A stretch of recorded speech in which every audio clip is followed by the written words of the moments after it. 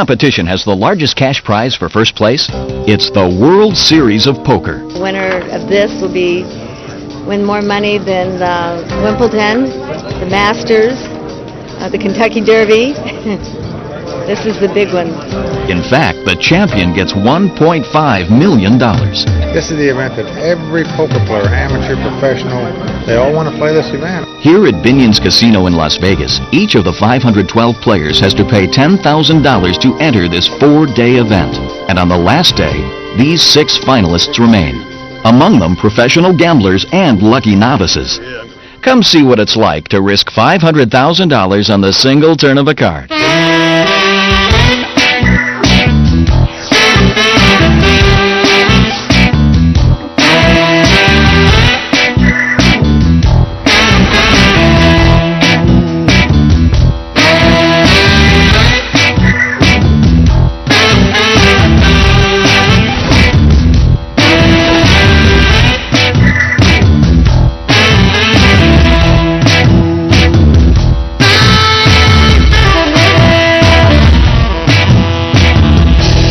The World Series of Poker is a group of poker tournaments that ends with a massive championship contest in a form of poker known as No Limit Texas Hold'em. Everybody here knows that somebody is going to walk away with $1.5 million. Even 6th place pays a couple $100,000. Needless to say, this interests a lot of people. I saw a lot of it on TV and stuff and looked exciting, so I decided to come out and give it a shot. I think that was the greatest surprise of all, is the huge turnout. Everybody is just ecstatic about the turnout. George Bartlett, Rachel Denny, Louis Maslow, Gene Hart, David Pollock, Bill Ivey. It's been said that poker is a tough way to make an easy living, and that's because there are a lot of poker pros. But even 2-time champion Johnny Chan will tell you, anything can happen. Nowadays, they got books, computer. I mean, everybody's good out there. They're good as me, as far as I'm concerned. One thing about this tournament is anybody who enters it has a chance to win. It's I've seen some of the greatest win it. I've seen complete neophytes win it. So anybody's got a chance. It's very hard to win any of these events. I've been trying for maybe 7 years now. Oh, there's a lot of very tough players. Most of the players here can play, and it's going to come down to who makes the best decisions, who doesn't crack under the pressure, and who gets the good hands. Poker tournaments work a bit differently from the game you might play at home. Once you buy in, that's it. You're either going home rich or you're only bringing back a story. And because the World Series of Poker is the biggest tournament, it isn't cheap to enter. It costs $10,000 to buy in, for which you receive $10,000 in tournament chips. The game continues over 4 long days, and you can't quit while you're ahead. You must play until you go broke. The last person remaining with all of the chips is the winner. And the wealthier players can't write a check and enter again. Everyone starts out equal and on a level playing field. Some Las Vegas bookmakers even take bets on which player will ultimately win the tournament. I did see a paper with some odds posted, which I was 80 to 1. I'd like to bet against myself at 80 to 1. Poker's improved. Used to there wasn't about 15 people could play. Now everybody can. Everyone can, and that's good. In this, out of the 512 players, I think there was at least 200 that had no win. I mean, I'm not putting them down, but man, very seldom do the lamb slaughter the butcher. Every game in Vegas includes an element of luck, but most poker players will tell you that their game requires skill. Most forms of gambling have little or no skill, by which I mean that the luck is by far the most important factor. In some games, such as dice and slot machines, luck is 100% of what determines your outcome. Those are games where you play against the casino and you give up a mathematical advantage to the house. So, over time, you can expect to lose all your money. Poker is different. Players don't go up against the house. They just pay the casino a set fee to play, and then the odds are the same for everybody in the game. It's the only casino game where your winning means another player is losing. That means when you sit down to play a pleasant game of poker in a casino, you've got the same chance to cannibalize your opponents as they do to you. This year, the biggest poker event in the world is bigger than ever. There are 512 entries. The top 45 win some money, and everybody else, that's 467 people, will have endured a few torturously long days of poker playing just to realize they have squandered $10,000.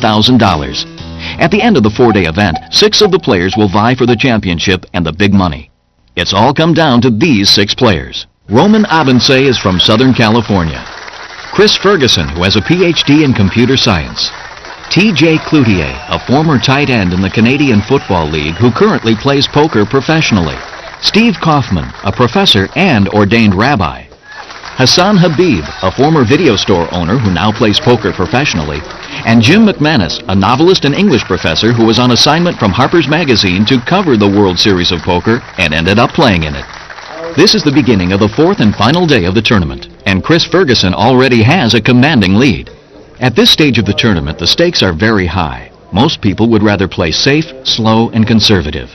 So in order to encourage betting action, there are antes as well as 2 blinds. Everyone at the table is compelled to put in some chips as their ante, but on a rotating basis, 2 of the players are required to also put up forced bets, otherwise known as blinds. These bets must be matched by all players who wish to enter that particular hand. Consequently, every pot is worth playing for, because the blinds and antes ensure that a significant number of chips are in play. The second hand proves that this year the players are all out to win. Statistically, some cards are more likely to win than others. In the long run, Chris is expected to win 54.7% of the time. Roman should win 44.9% of the time, and their hands should tie and thus split the pot about 0.4% of the time. Without knowing Roman's cards, Chris decided to raise to $600,000. Roman likes his ace-queen, so he called and put all of his chips on the line. Since there is no more betting to be done, both of the players' hands are exposed. Now that's an even money situation. They've both played their hands well. If Roman loses the pot, he's out of the tournament. If Chris loses the pot, he's still going to have $2.5 million left. Once the decisions are made, fortunes are won and hopes are dashed on the turn of a card. Someone has to lose. Competitors must be eliminated. And right now, Roman isn't expected to survive. Call it fate or call it luck, hundreds of thousands of dollars are riding on these cards.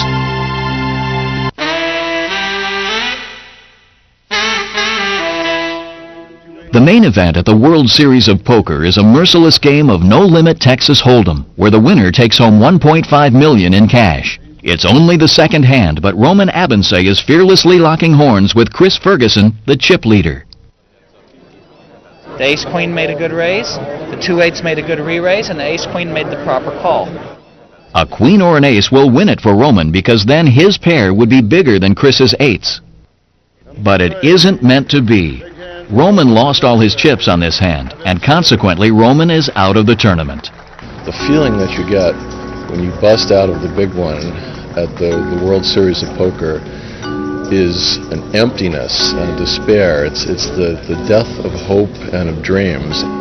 Well, it's really depressing. I mean, I wanted to go higher. But that's poker. Sometimes good cards beat bad cards, and sometimes they don't. And that's just how Texas Hold'em works. The World Series of Poker is played in no-limit form because no-limit is by far the toughest kind of poker to play. The reason is it's the highest skill, highest stress, highest amount of money, highest amount of anxiety of any type of poker. The winner in no-limit Hold'em is determined by the standard poker hand rankings. Royal flush is the best possible hand, whereas high card is the worst.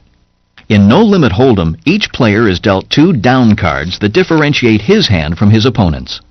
Then each player will peek at his own cards without revealing them to his opponents. There is a round of betting. The dealer discards or burns the top card and then reveals the first 3 community cards, known as the flop. There is the second round of betting. The dealer burns another card and reveals the 4th card. This is called the turn. Then there is the 3rd round of betting. Finally, the dealer burns again and reveals the 5th card, also known as the river card. Ultimately, players must make their best 5-card hand using any number of their own cards, plus those from the center of the table. In this example, player 1 has 3 8s called 3 of a kind. But player 2 wins the pot with the better hand, 5 cards of the same suit, which is ranked as a flush. Each of these rounds of betting in no limit hold'em can be whatever the player wants to bet. Because it's what we call table stakes, I can't be forced to fold my hand if, for example, you have $1,000 in front of you and I have $100 and you bet 1,000, I don't have to fold because I only have 100. So I can go broke, meaning I can lose all the money that's in front of me, but no more that's in front of me. Likewise, all I can win is that amount. So if I have 100 in front of me, all I can win is $100 from you. I can't win more than that. In tournament poker, all players start with a finite number of chips. The antes and forced bets increase at regular intervals until all but one person has gone broke. The last man standing is the winner. And then the tournament prize pool, which is the sum total of what all the players have invested, is divided by a certain predetermined percentage. This year, the payout was substantial. In tournament play, as time goes on and people start leaving because they go broke, the levels get higher and higher and higher, and because of that there's a higher degree of chance. There's a big debate as to how much of poker is skill and how much is luck. In the poker community, there certainly isn't a consensus, but everybody has an opinion. The luck that we're talking about is important because almost all the players are excellent players. Movie Rounders, several times in the movie that the hero made the comment that you see the same people at the final table of the World Series of Poker every year. Well, the fact of the matter is it's just the opposite is true. I think some people just have a knack and a natural ability to be good poker players. Some poker champions have proven their skill by repeated wins, such as Johnny Chan in '87 and '88, and T.J. Cloutier's numerous big money finishes. But on any given day, you can count on some poker all-stars busting out early. There's still a great deal of luck, and occasionally a total amateur will pop up and do well. That was the case with amateur poker player Jim McManus, who made it to the finals. And he didn't even come to Vegas to enter the event. I've been at the School of the Art Institute of Chicago as a liberal arts professor since 1981. Jim is also a freelance writer. He got an assignment from Harper's Magazine to do a piece on the World Series of Poker. The assignment was $5,000 for 5,000 words. My expenses, which would normally be paid after the tournament, after the assignment was done, we made an arrangement so that I would get the $4,000 up front. So I had effectively $9,000 to play with. And I didn't spend those on hotels or airfare. I got my airplane ticket with frequent flyer miles, and I got a very cheap room. Just before the tournament, I was put in charge of going to the bank and getting out the advance for Jim to take to Las Vegas with him. By that point, I was completely comfortable with the fact that we may lose this, but as I handed it to him, I said, "This is the biggest chunk of change I've ever held in my life, and I hope that you do well with it."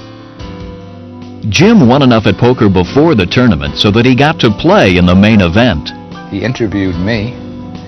He was almost a rank beginner. I gave him a couple of our books. A journalist, not really a poker player.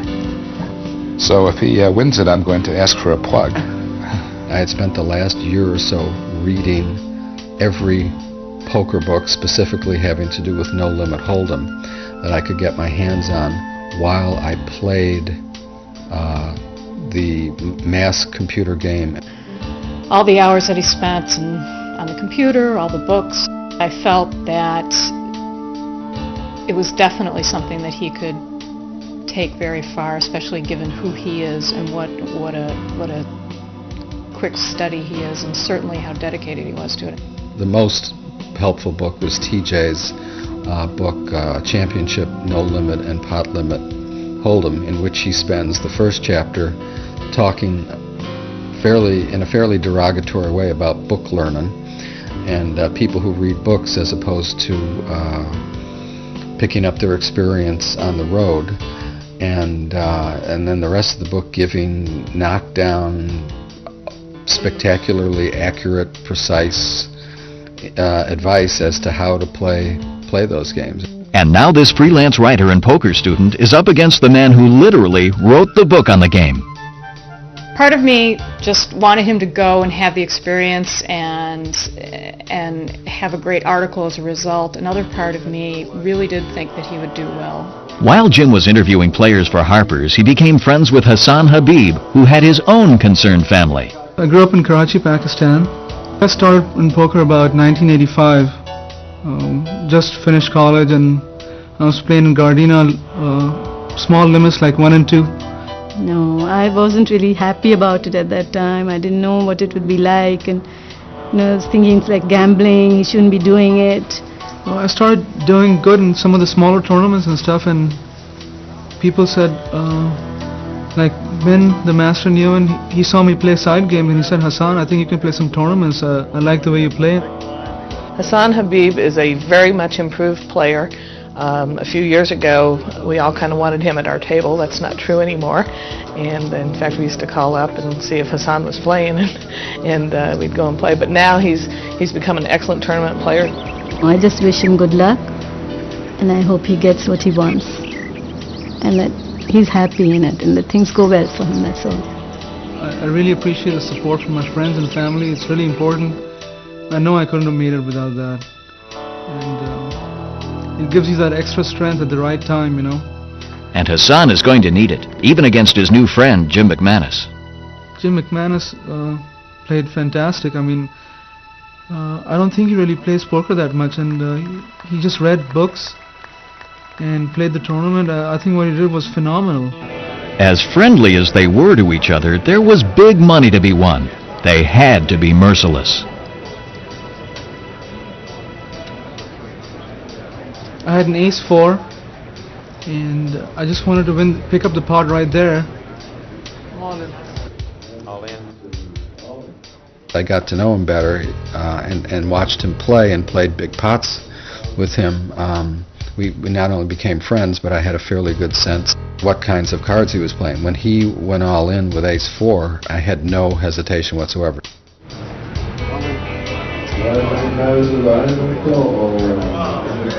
I figured that was it. You know, I'm done unless I get really lucky. I felt as though that money was mine. There was $1.1 million in it. There was no doubt in my mind that I was going to win that pot.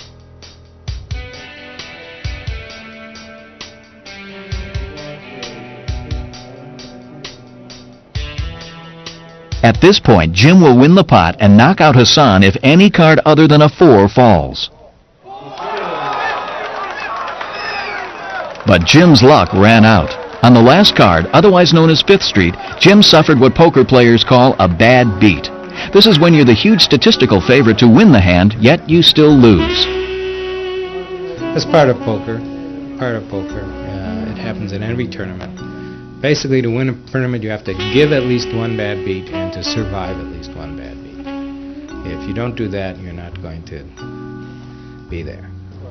Crippled by his own friend and stunned by his bad luck, Jim knows he doesn't have a lot of time. The rising antes are so expensive that soon Jim is going to run out of chips without even playing a hand. He needs to make a comeback right away. Every spectator wants to know just how far this amateur sensation can go.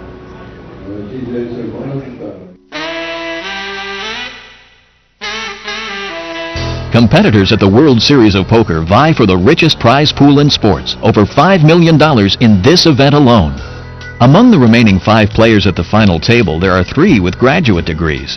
Jim McManus in writing, Steve Kaufman, a professor of ancient languages, and Chris Ferguson has a PhD in computer science artificial intelligence. He also has most of the chips.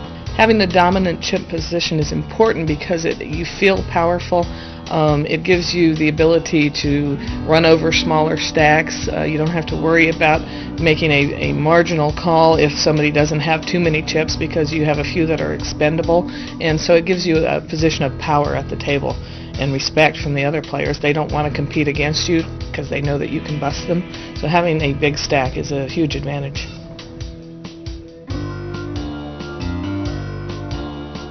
Steve might have been trying to steal a pot by raising with a bluff, and he was nervous about getting knocked out of the tournament.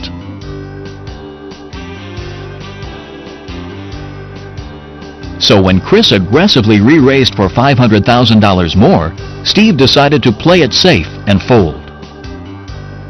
But this isn't his first poker tournament. He'd been around a while.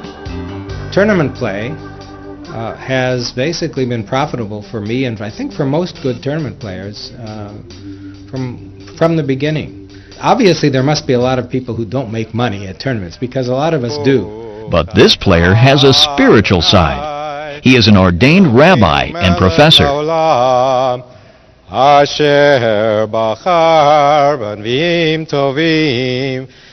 been teaching at Hebrew Union College in Cincinnati since 1976. He has a brilliant scientific mind. He's one of the finest scholars in his field, and I always wondered what would happen if a genius applied that genius to some other field, maybe a totally unrelated field. Now I know. He becomes a champion poker player. He's a pretty intense guy. You can never tell when he's joking or bluffing. That's what scared us so much in class. So. A holy man being interested in poker is it's a different twist. It's with his mind, it makes sense that he's a poker player because it works in mysterious ways. One of the beauties about being an academic is that often your schedule is very, very flexible. So for someone who wants to do the kind of recreational activities that I do, it's a good job.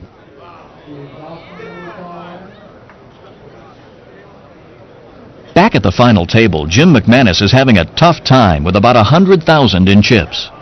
Sounds like a lot of money to the American public, but when everybody else has $500,000, it's not very much money. You know, you put them under the spotlights and you put the pressure on them, and you see people crack all the time every year, under the spotlights of the final pressure of the final table, and even the great players make mistakes.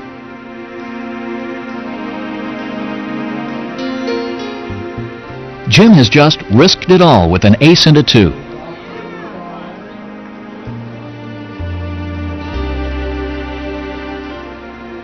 I think it was costing me $60,000 a round, half my stack.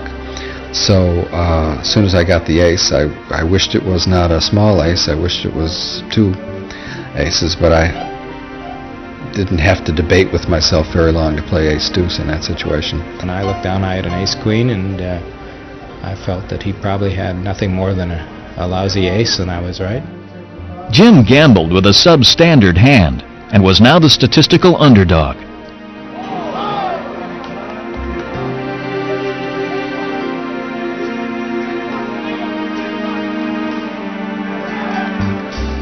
Unfortunately, he couldn't get lucky. I got caught. That's the whole final table for me right there. And then I was too hasty. I was there too briefly to, it was exciting. I wish I could still be there. For a freelance writer and amateur player, Jim was leaving with a pretty nice parting gift, $247,000. My daughter Bridget will get a car, and I will see, my wife and I will work it out. I don't know if we can get a bigger house with that much extra. I'll have to see what I net after the taxes and all the other stuff. Less than an hour into the 4th day of the tournament, 2 players were already knocked out. The local poker pros were stunned. I mean, it went really fast. Like 4 players were left by 1:15. I mean, that's really unusual. It's what happens when one person has all the chips, the rest of them are moving faster to try to get into a position to where they can feel comfortable and try to lock up a second place position. Almost no one could think of dethroning the massive chip leader, Chris Ferguson. Who is this guy? My father teaches game theory at UCLA. He used to bring home all sorts of different kind of games that we played. He'd show me how to solve them, and we'd solve them together. I got my undergraduate degree at UCLA in math computer science. And then I went on into the computer science program at UCLA, and about a year ago I actually got my PhD in artificial intelligence. Does this guy ever do anything just for fun? I started swing dancing in the UCLA dance club, and that's the way I met my girlfriend. I met him 5 years ago swing dancing.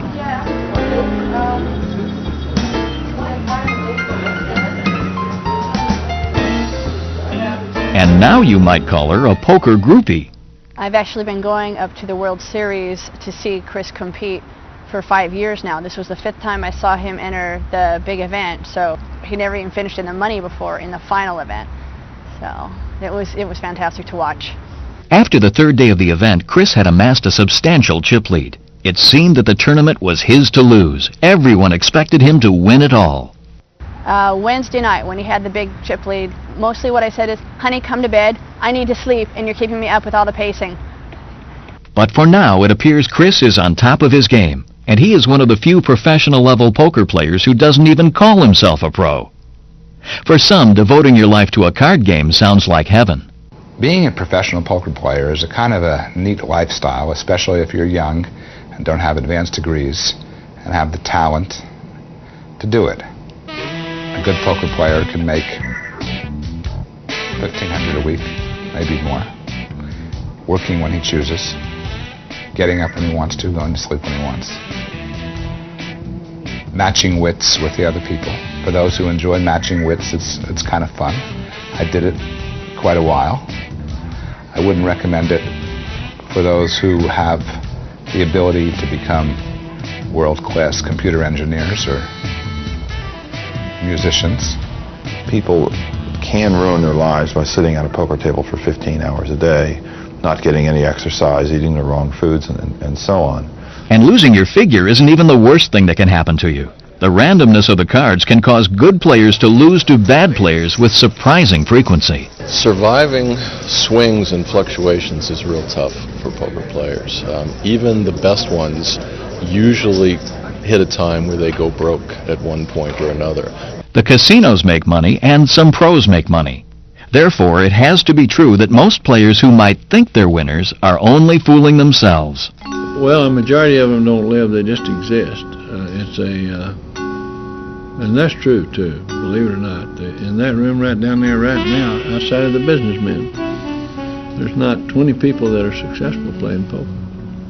Now there's some temporary success. They'll get hold of $2.5 million or something, like I said, but 6 weeks later, it's gone. I don't think that's success. Maybe there are as many as a few hundred players who make a good living, but most don't. Frankly, I know a lot of guys who are always broke that play tournament poker.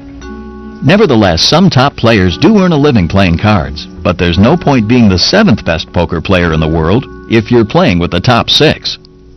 Well, there's a famous expression from many years ago that says if you look around the table and you can't find the sucker in the game, then you're the sucker. Nobody thinks of himself as a sucker, but it's a zero-sum game. If there are some big winners, there have to be a lot of losers. And when luck is involved, no one is immune to a losing streak. Even the very best tournament players experience huge volatility in their results. And in addition, a few of them have some other bad habits, particularly concerning gambling.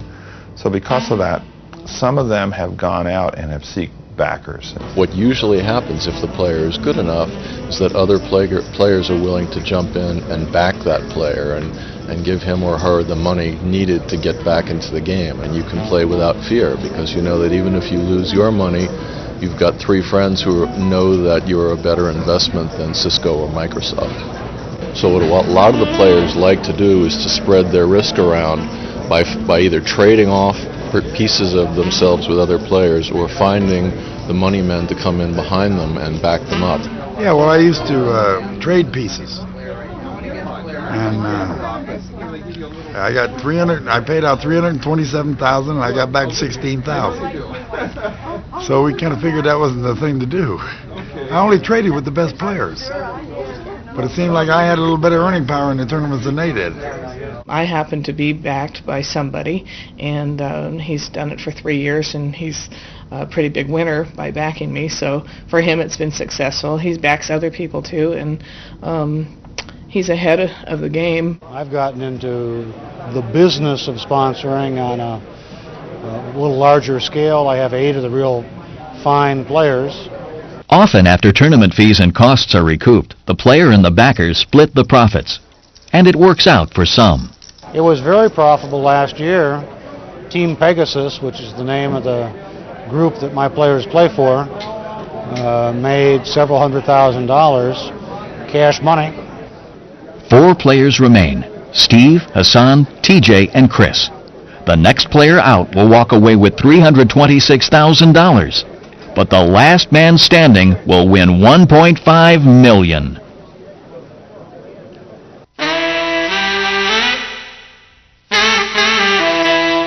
There are 4 players left in the World Series of Poker, but just about everybody in the room has their own fantasies about being the best.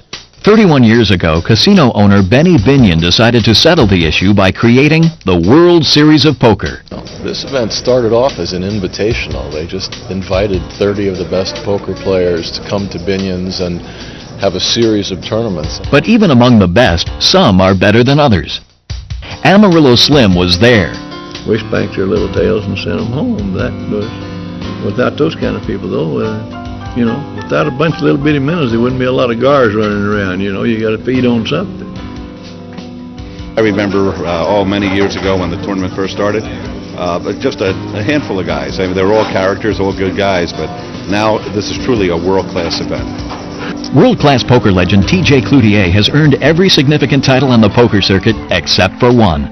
Though he has made it to the final table at the big one 3 times before, he has never won the World Series of Poker championship event. T.J. Cloutier is another tournament specialist who has done incredibly well, maybe the best of any tournament players in history.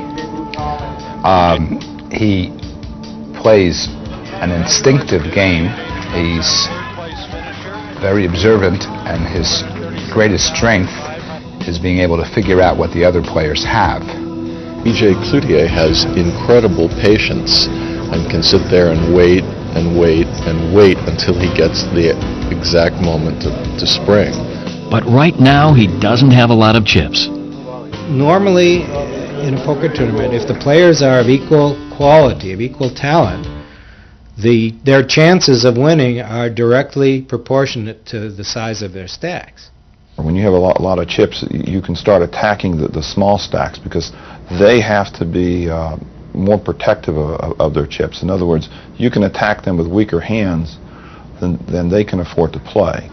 So they constantly are surrendering small pots. Poker is a game of strategy, statistics, and psychology. Often, poor poker players will play every hand they're dealt. Smart poker players understand that certain starting hands are statistically more likely to win than others. They throw away the bad hands and invest bets in the good ones. Because in the long run, you can't count on being luckier than your opponents. Good poker players don't win more often. They simply win more money. The general principle of winning at gambling is to make bets where you have the best of it. That is not the same thing as making bets where you would probably win. You could have the best of it making a bet that will most likely lose, as long as the bet is offering you odds over and above what it should be. Poker folk call this concept pot odds. In those circumstances, you might lose a little money most of the time, but when you do win, you get so much that it more than makes up for all the small losses. This is one of the reasons why I think poker is so important for everybody to learn, because there's so many decisions in life where you have to evaluate your risk versus reward, and poker teaches you better than anything when you should and when you shouldn't take that risk versus the reward. But at its core, poker is a game of human strategy. To become a great no-limit hold'em player, you have to really be able to analyze your opponents. I think that's the most important thing. Obviously, you need to know statistics of when you're a favorite in the hand and when you're not, but you need to be able to pretty much tell what your opponent has, when he's weak. You need to sense that. So a lot of analytical skills important in no-limit. Back at the final table, sometimes strategy takes a back seat to raw courage. Whenever I made a move for the last 2 days, TJ had been moving in on me every time. Or if I just limped in, he moved in on me. If I raised him, he moved in on me. Hassan couldn't let himself be bullied. He thought it over. I said, I'm going to make a stand on it. I think I got the best hand. I called him. He turned his hand over. He had King's 10 offsuit, and I was a favorite in that hand. Hassan already had a pair, so he is just hoping TJ doesn't make a hand. TJ needs a king or a 10 to make a pair that would beat Hassan. The flop gave it to him. Now Hassan needs a 2 to make 3 of a kind. TJ has a diamond draw, and Hassan has a straight draw. Needs an ace or a 6. That's not a diamond. There are still a few cards that will win it for Hassan, but none of them showed up. In fact, a fourth diamond showed up, giving TJ a flush, and Hassan lost a lot of chips.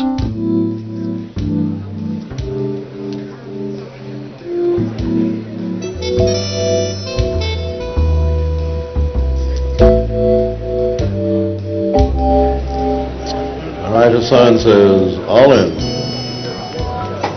About 300,000 approximately.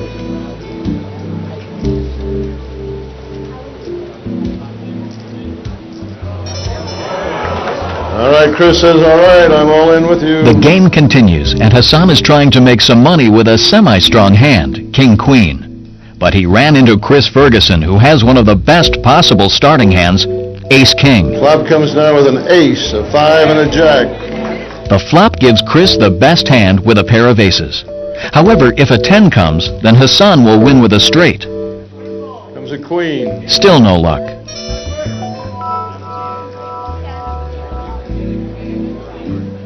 Didn't get there. Apparently, Hassan just couldn't get the cards he needed, and Hassan is out of the tournament. I feel okay, a little bit disappointed, but I feel all right. I guess I would have liked to come at least second or third. It's still early in the day, and it's already down to 3 people. Looking at a very strong starting hand of a pair of 10s, Chris continues bullying with a big raise. $100,000. Steve calls with a pretty weak hand that has a long shot chance of turning into a very strong hand.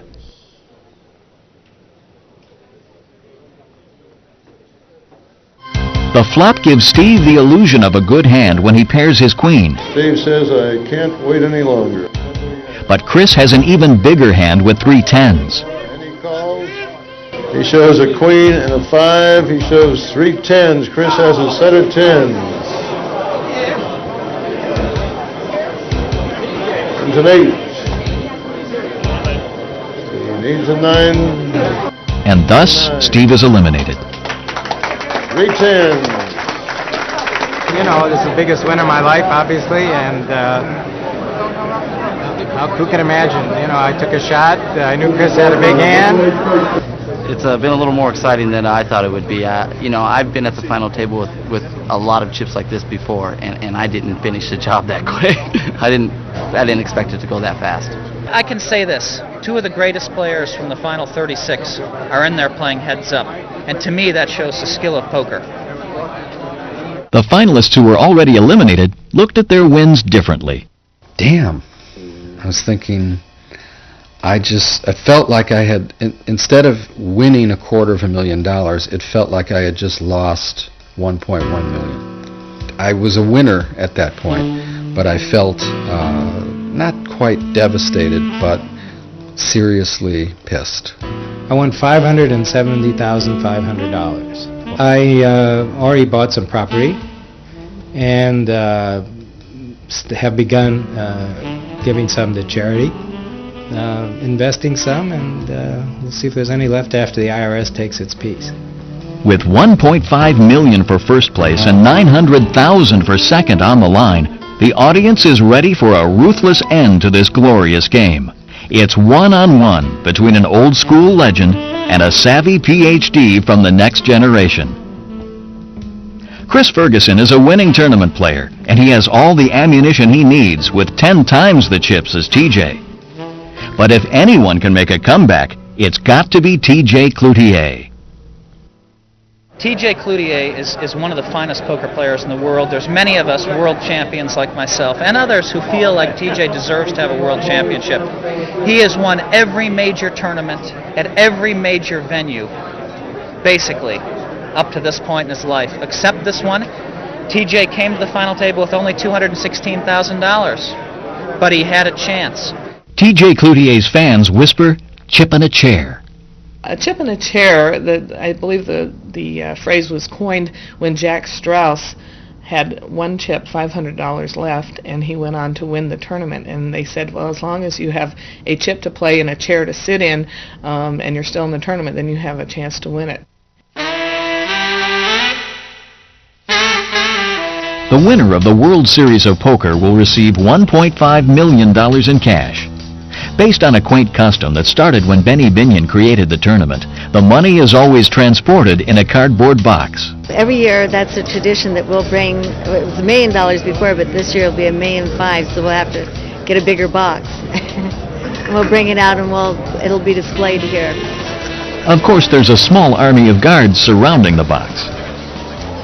The 31st Annual World Series of Poker is a shining success. The payout is determined by the number of players, and so the overwhelming attendance makes for record-breaking prize money. The Binion staff is proud. All that's left is to determine the ultimate champion.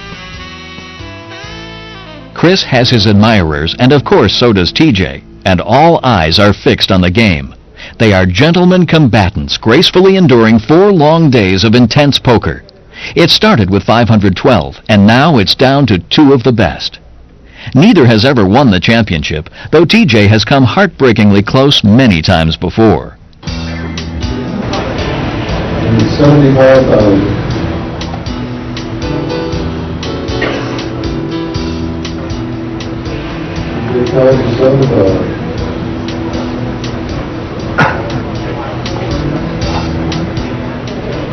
Well, comes out of 10, 7, 10. TJ Chucks.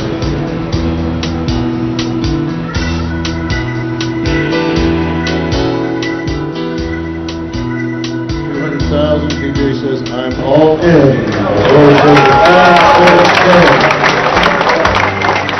TJ says a 10 and 9 against the 7 and 5 with 3 tens for TJ. One of the skills a top poker player has is tricking his opponent into thinking he has a worse hand than he does. TJ had a very strong 3 of a kind right away, but he pretended to have a weak hand. Chris bet a lot of money, and TJ ended up doubling his chips. Chris went from having over 10 times the chips as TJ to only 6 times as many. With some delicate play, TJ now has over $1 million in chips. He's creeping closer to the leader.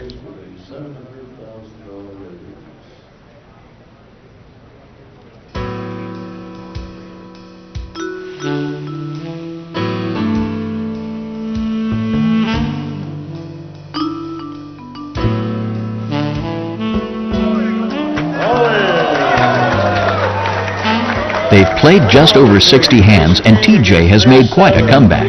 They've each bet it all on this hand. The championship is on the line. Because all of the money has been bet, the players turn over their cards for the spectators. TJ makes a great calculation and is the massive statistical favorite. And then comes a jack. Jack of spades. Comes a jack. Gets away with a split 5. Jacks and deuces on the board. But their hands tie and the pot is split. It's hand number 72, and TJ needs to win some chips. 75,000, Chris made.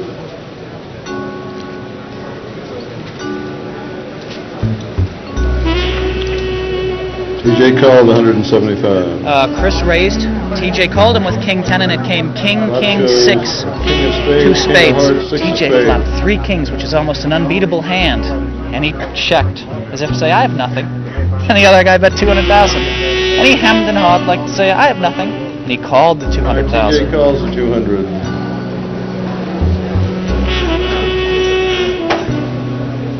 King of spades, king of hearts, 6 of spades, tray of hearts. TJ checks. Chris checks. Last card comes a jack of diamonds. TJ says 600,000. And then TJ finally came out and bet 600,000 on the river. He had a very strong hand, and the other guy called him. But TJ just did it really nice. He just kept checking like I have nothing, and he bet 600,000 like I'm bluffing. He was just playing with his mind a little bit. But he played the hand beautifully, and he took the chip lead. I think Chris is now getting a little scared. You know, he had a huge chip lead, and TJ has all the respect from every poker player in the world, including Chris, and now he's beginning to see why. Now Chris is not going to roll over and die. But a lot of people like Lane are saying TJ has it in the bag. I've been around a long time. I don't know what's going to happen, but I'll say this. Both of these guys are playing great poker. TJ made a tremendous comeback from having a tenth of the chips to being even with Chris.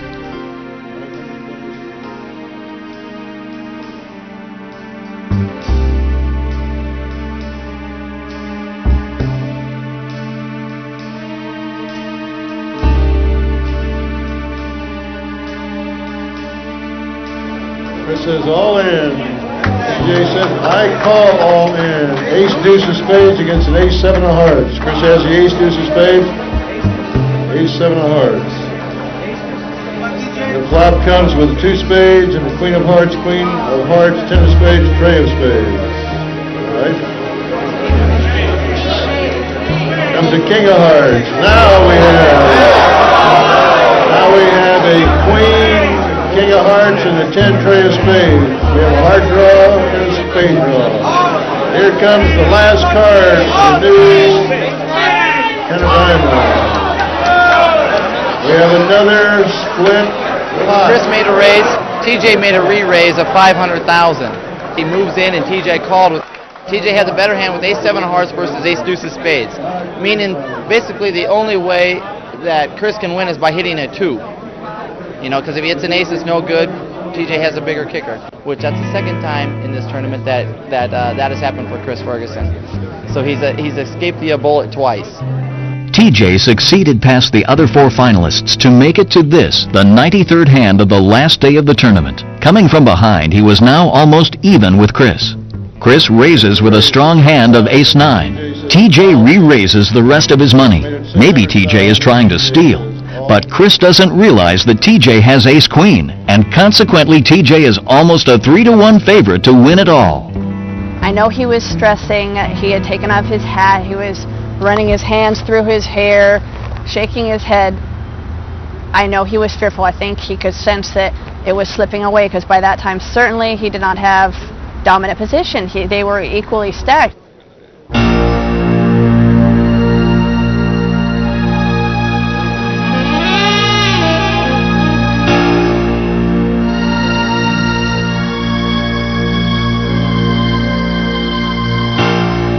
I'll gamble again. You're going to go all in or not? You say all in? He's going all in. Ace queen against an ace 9. All right, hold it. Chris has an ace of spades, 9 of clubs. TJ has the ace of diamonds, queen of clubs. Ace 9 option for Chris Ferguson, ace of diamonds, queen of clubs. Flop comes down a deuce of hearts, king of clubs, 4 of hearts. With 1 card to come, Chris needs a 9. If he gets it, he wins the championship. But any other card in the deck means TJ wins this massive pot. 9! 9 of hearts.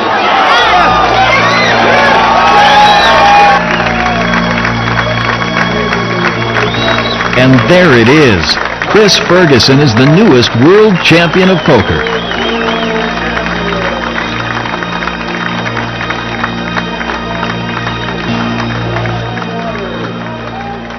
A gentleman in defeat, TJ has poise and perspective on his recent loss. Good. No, I mean, it's not every day you win $896,000. But I gave it a good try. We played well. We had a good time. After an incredible win of $1.5 million, Chris and his family had to celebrate. Yes, Binion's, after the win, was kind enough to comp our victory celebration up in their steakhouse, which was wonderful. We had bottles of champagne. We partied with about 12 people. We're the best champion ever. Yes! And so another World Series creates another champion and another chapter in the history of gambling's best sport. And next year there will be another crop of challengers. And there's something about the poker tournament, there's just an energy and excitement here that is indescribable. You have to be here to enjoy it and get the full flavor. So I hope everybody will come next year. So there's just one question you have to ask yourself. Are you ready to play?